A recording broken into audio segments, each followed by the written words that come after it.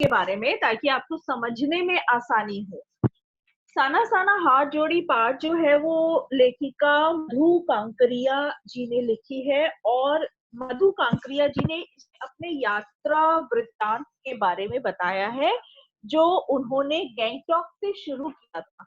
अब यहाँ से आप नोट करना शुरू कर दो, उनका यात्रा वृत्तांत गैंगटॉक से लेकर हिमालय तक की यात्रा, ठीक है। और उसमें प्राकृतिक दृश्यों का वर्णन उन्होंने बहुत अच्छे से किया है। उन दृश्यों को उन्होंने छुआ है, उनकी उन दृश्यों को देखने से ज्यादा उन्होंने ऐसे स्त्री पुरुष के बारे में वर्णन किया है जो जिनका जीवन संघर्ष से भरा हुआ है।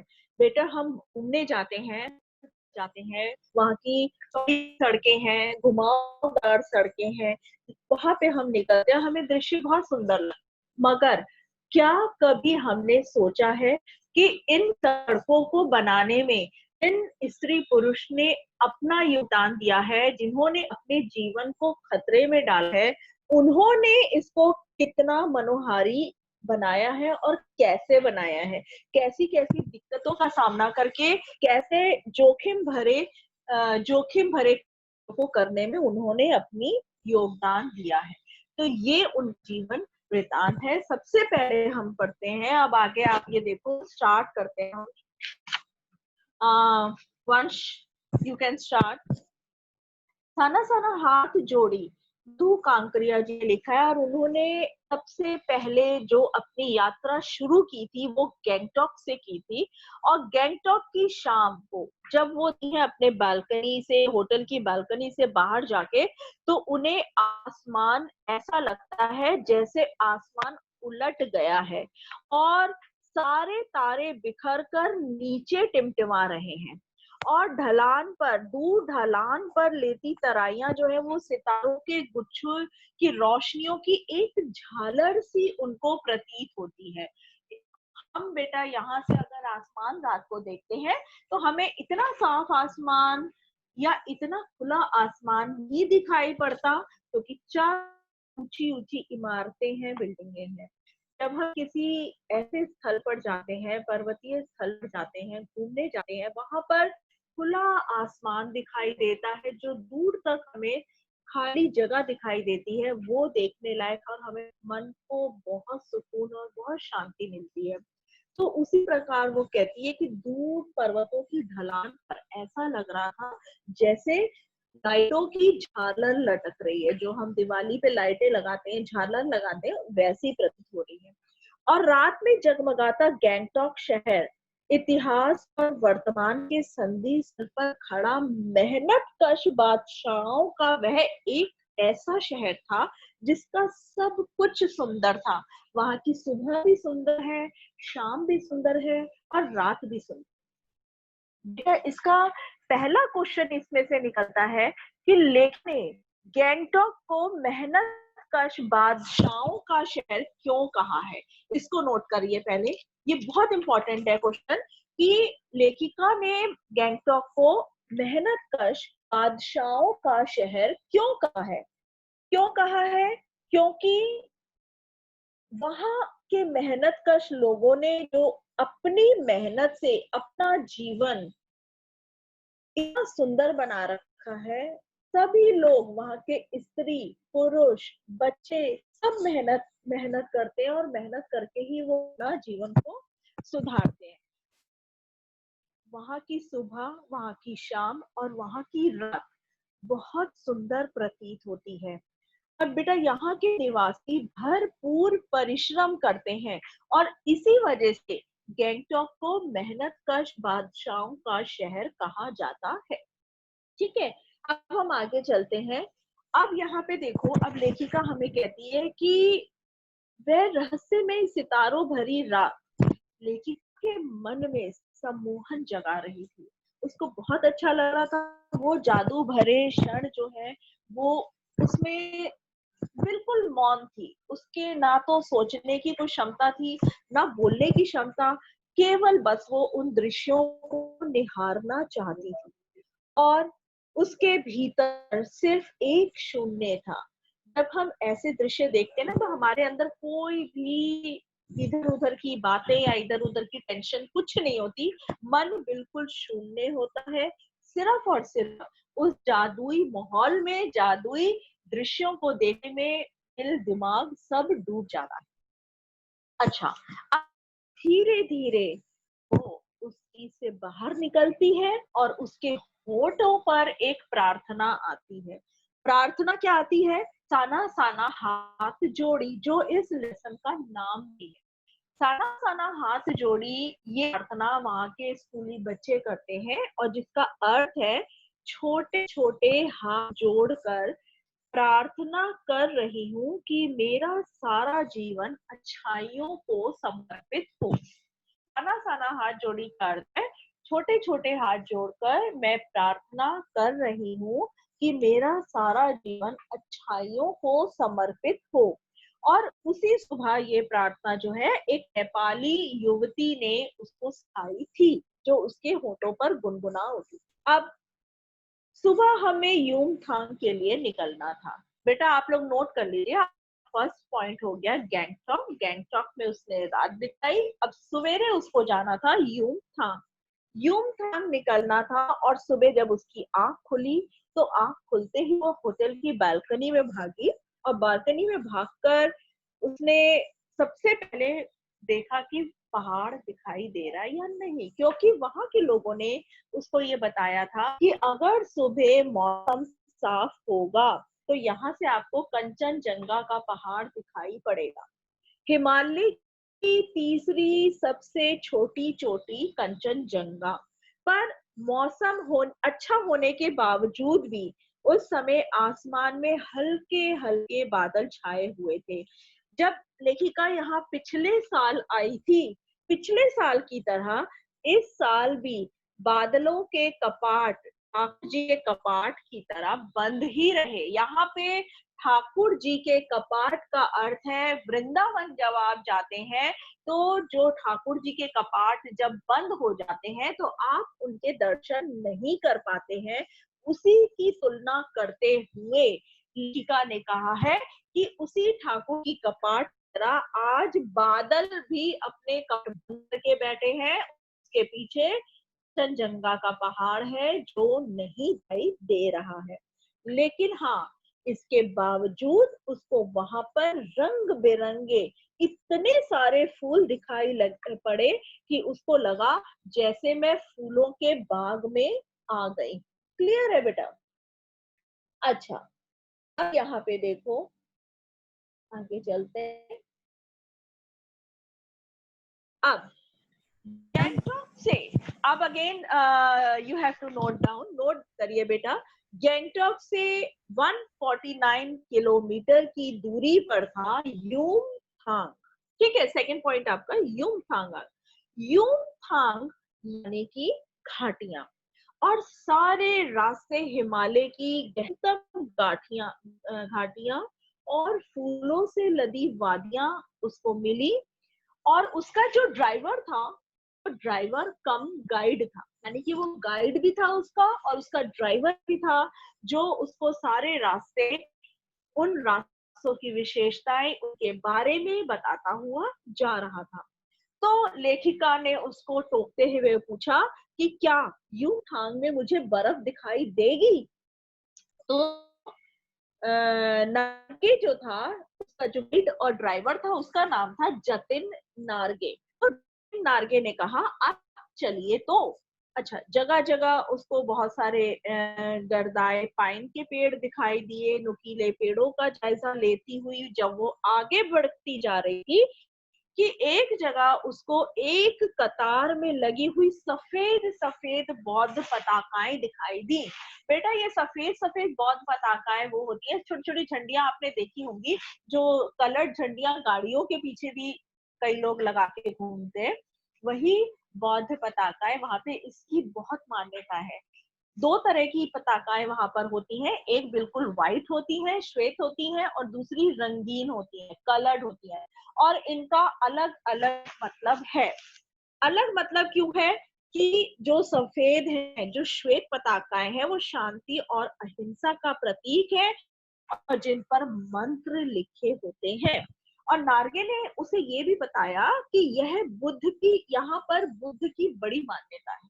और बुद्धिस्ट होते हैं, अगर किसी बुद्धिस्ट की मृत्यु हो जाती है तो उसकी आत्मा की शांति के लिए शहर से दूर किसी एक पवित्र स्थान पर एक श्वेत पताकाएं लहरा दी जाती हैं, यानी कि लगा दी जाती हैं। इस पॉइंट को आप नोट कर लीजिए। जब किसी बुद्धिस्ट की मृत्यु होती है तो उसकी आत्मा की शांति के लिए शहर से दूर किसी एक पवित्र स्थान पर उसकी आत्मा की शांति के लिए 108 गिन 108 श्वेत पताकाएं लगा दी जाती है जिस पर मंत्र लिखे होते हैं। और एक और खास बात इसकी ये है कि इसको उतारा नहीं जाता बेटा, ये अपने आप हवा से, बर्फ गिरती है, हवाएं चलती है तो ये अपने आप नष्ट होती हैं। इनको उतारने का वहां पे कोई प्रचलन नहीं है, एक बार लगा तो लगा। और you want to ask something? Excuse me ma'am. Yes yes ma'am. Ma'am ये पताखे कहाँ से लाई जाती हैं? पताकाएं कहाँ? एटलीस्ट यू आर नॉट फहराई जाती है लिसनिंग। मैम, मैं वो तो जो 108 बहुत, पताखे हैं। हाँ तो मैं मैम तो मैं लिख रहा था। 2-3 बार रिपीट कर चुकी हूँ। लिख रहा था उसके बाद नहीं पता। Very nice. शहर से दूर पवित्र जगह में। अगेन आई रिपीट कि ये बुद्धिस्ट, किसी बुद्धिस्ट की मृत्यु होती है तो उसकी आत्मा की शांति के लिए शहर से दूर किसी एक पवित्र स्थान पर ये 108 श्वेत पताकाएं लहरा दी जाती हैं, फहरा दी जाती हैं। और इन्हें कोई उतारता नहीं है, ये धीरे धीरे अपने आप नष्ट होती हैं। और कई बार किसी एक नए कार्य की शुरुआत में भी यही पताकाएं लगा दी जाती हैं। बस फर्क ये होता है कि जो नए काम की शुरुआत में लगाई जाती है वो रंगीन होती हैं, उन पर भी मंत्र लिखे होते हैं। ठीक है, अब नारी उसको बताता जा रहा था और जो लेखिका की नजर है उसकी नजर जीप के अंदर लगी दलाई लामा की तस्वीर पर टिक गई। वो ये सोचने लगी कि मैंने ये तस्वीर कहीं और भी देखी है। फिर उसको याद आया कि हाँ, मैंने ये तस्वीर यहाँ की बहुत सारी दुकानों में देखी थी जहाँ पर दलाई लामा की तस्वीर लगी हुई थी। अब हिचकोले खाती हुई उसकी जीप आगे बढ़ने लगी और जो नार्गे है वो अपनी लुभावनी हंसी बिखेरते हुए उसको बताने लगा कि इस जगह का नाम कवि लॉन्ग स्टॉक है। ठीक है, कवि लॉन्ग स्टॉक जो है यहाँ पर गाइड फिल्म की शूटिंग हुई थी। बेटा इसको भी नोट कर लीजिए आप कि अब नार्गे ने उसको जो जगह दिखाई, नंबर 3 है ये कवि लॉन्ग स्टॉक। यहाँ पर गाइड फिल्म की शूटिंग हुई थी और यहाँ पे तिब्बत से चीज खे बमसन ने लेपचाओं के शोमेन से कुंज तेग के साथ संधि पत्र हस्ताक्षर किए थे।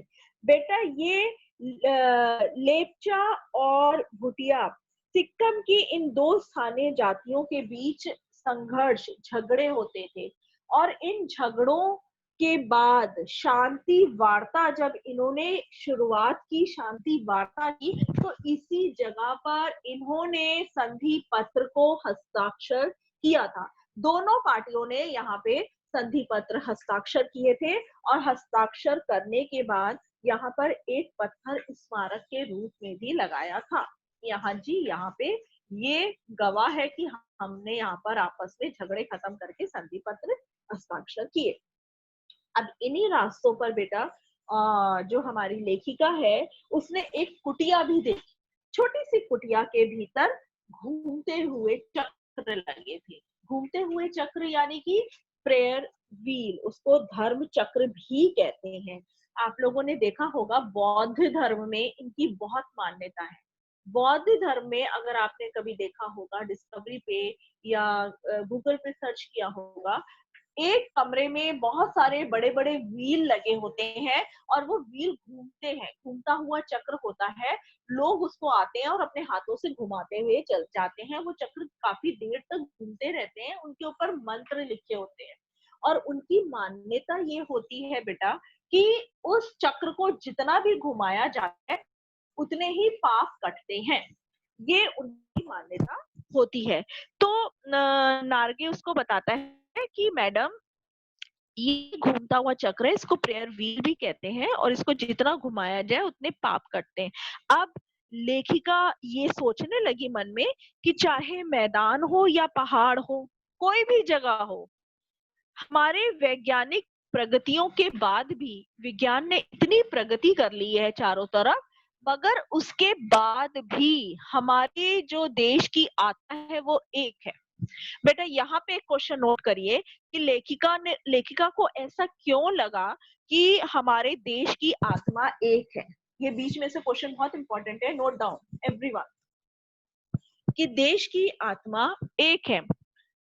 देश की आत्मा एक कैसे कहा उसने? वो इसलिए कहा कि हमारे देश के लोगों की आस्थाएं जो हैं, वो विश्वास उनके अंधविश्वास, उनके पाप और पुण्य की अवधारणाएं और कल्पनाएं, वो सब एक जैसी हैं। हमारा जबकि विज्ञान बहुत आगे बढ़ चुका है, सब कुछ प्रगति हो चुकी है, लेकिन फिर भी हमारे देश में ये चीजें आज भी हैं। उन आस्थाएं, विश्वास, पाप पुण्य की धारणाएं, अंधविश्वास, ये सब बहुत है। आज भी आपने देखा होगा कि लोग कहते हैं कि अगर आप, अरे ये पूजा ऐसे नहीं करोगे, ऐसे करोगे तो लगेगा, पुण्य लगेगा, ये काम करना पुण्य है। जो अंधविश्वास हर जगह है, उसी तरह जैसे बौद्ध धर्म में उस प्रेयर व्हील को घुमाने से माना जाता है कि पाप कटेंगे। क्लियर है? चलिए अब हम आगे बढ़ते हैं। अब धीरे धीरे बेटा, रास्ता रास्ता का अर्थ है धीरे धीरे, अब वो ऊंचाई की तरफ बढ़ने लगे। अब जैसे जैसे जीप आगे जाती जा रही थी, तो बाजार, लोग, बस्तियां सब धीरे धीरे पीछे छूटते जा रहे थे कि वो आगे बढ़ते जा रहे थे। रास्ते में चलते हुए परिदृश्य उनको, जैसे रास्ते में नाली औरतें दिखी जो स्वेटर बुनती हुई जा रही थी, या नेपाली युवतियां और पीठ पर भारी भरकम बोझा को ढोते हुए बौने बौने दिखने वाले बहादुर नेपाली छोटे छोटे कद के होते हैं, उतना ही उन्होंने पीछे अपने बोझा ढोया होता है। वो भी धीरे धीरे जीप आगे बढ़ रही थी और वो पीछे की तरफ निकलते जा रहे थे। अब लेखिका कहती है कि जब वो नीचे घाटियों में देखती है तो उसको घर और पेड़ पौधे ताश के पत्तों की तरह छोटे छोटे दिखाई पड़ने लगते हैं। होता है जब हम जितनी ऊंचाई पर जाते हैं, जो नीचे की चीजें हैं, जो घाटियां हैं, घर हैं, रास्ते हैं, वो बहुत छोटे छोटे दिखाई देने लगते हैं। हिमालय भी अब छोटी छोटी पहाड़ियों के रूप में नहीं, बल्कि एक विराट रूप में और वैभव के साथ सामने आने लगा। अब बेटा जितनी वो ऊपर की तरफ जा रही थी, तो जितने पहाड़ थे, पहाड़ के करीब जा रही थी, तो पहाड़ उसको और भी ज्यादा बड़े और विशाल दिखाई देने लगे। हिमालय उसको और विशाल दिखाई देने लगे और जो नीचे जो घाटियां थी वो छोटी छोटी दिखाई पड़ने लगी। अब वो कहती है कि कितने यात्रियों और तीर्थ पर आने वाले लोगों के लिए ये कितना मनोरम दृश्य है। उनकी कितनी कामनाएं होंगी देखने की इन दृश्यों को, और पल पल परिवर्तित होते हिमालय उनको दिखाई दे रहे थे। बेटा आप कभी भी, आप यहाँ पे देखो, ये नीचे ये फोटो देखो, आप इसमें देखो, आपको दूर से पहाड़ दिखाई दे रहा है जो काफी दूर है। आप जितना इसके करीब जाओगे ये उतना ही बड़ा दिखाई देने लगेगा, है ना। प्लस आप इस पे जगह जगह देखो, पहाड़ पे बर्फ दिखाई दे रही है।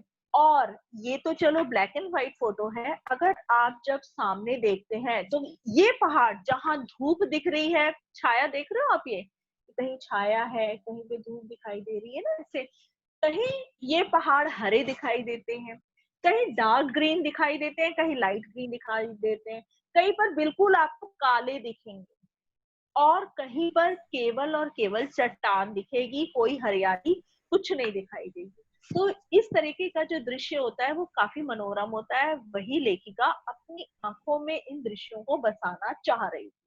आप इसको करके फील करके जब आप सुनेंगे ये चैप्टर तो वाकई आपको भी लगेगा कि आप भी उसकी साथ ही यात्रा कर रहे हैं। तो ये चीजें बहुत अच्छी होती हैं। कहीं कहीं आपको हरा दिखाई देगा, कहीं काला दिखाई देगा, कहीं केवल पत्थर चट्टान दिखाई देंगे और कहीं बर्फ चमकती हुई चांदी की तरह दिखाई देगी। ये दृश्य लेखिका को बहुत अच्छे लग रहे थे। अब आगे देखते हैं। ठीक है, और देखते देखते रास्ते जो है वीरान होते जा रहे थे, संकरे होते जा रहे थे। वीरान क्यों हो रहे थे बेटा? जितनी ऊंचाई पर लेखिका की जीप चलती जा रही थी वहां पे कम घर हो गए, कम दुकानें हो गई, लोग कम दिखने लगे, तो रास्ते वीरान हो गए और संकरे हो गए, पतले हो गए रास्ते। जितने आप घुमाव ऊपर की तरफ जाएंगे तो रास्ता उतना ही घुमावदार हो जाएगा, जलेबी की तरह, और संकरे रास्ते हो जाएंगे, यानी पतले रास्ते हो जाएंगे। अब हिमालय बड़ा होते होते विशाल काय होने लगा। अब उसको हिमालय और भी बड़ा दिखाई देने लगा। घाटियां जो है, घटाएं जो है वो गहराती गहराती पाताल नापने लगी। वादियां चौड़े होने लगी बेटा। बीच बीच में करिश्मे की तरह रंग बिरंगे फूल शिद्दत से मुस्कुराने लगे। बीच में कई कई जगह ऐसी भी आई जहाँ पे फूल ही फूल थे और वो मुस्कुराते हुए बहुत खूबसूरत लग रहे थे। अब आगे देखें तो भीमकाय पर्वतों के बीच और घाटियों के ऊपर बने संकरे कच्चे पक्के रास्तों से गुजरते हुए लेखिका को ऐसा लग रहा था जैसे कि वो किसी सघन हरियाली वाली गुफा के बीच में हिचकोले खाती हुई गुजर रही है। यानी ऐसा प्रतीत हो रहा था कि चारों तरफ हरियाली की गुफा है और उसके बीच में से वो गुजर रही है। अब आगे बढ़ते हैं बेटे। Only 2-3 minutes are left. जितना हो सकता है 2-3 ma'am less than 1 minute. Less than 1 minute है। Yes okay, ma'am. कोई बात नहीं। हाँ जी, अब आगे देखो। इस बिखरी असीम सुंदरता का मन पर ऐसा प्रभाव पड़ा कि सभी सैलानी झूम झूम कर गाने लगे। लेखिका के साथ बेटा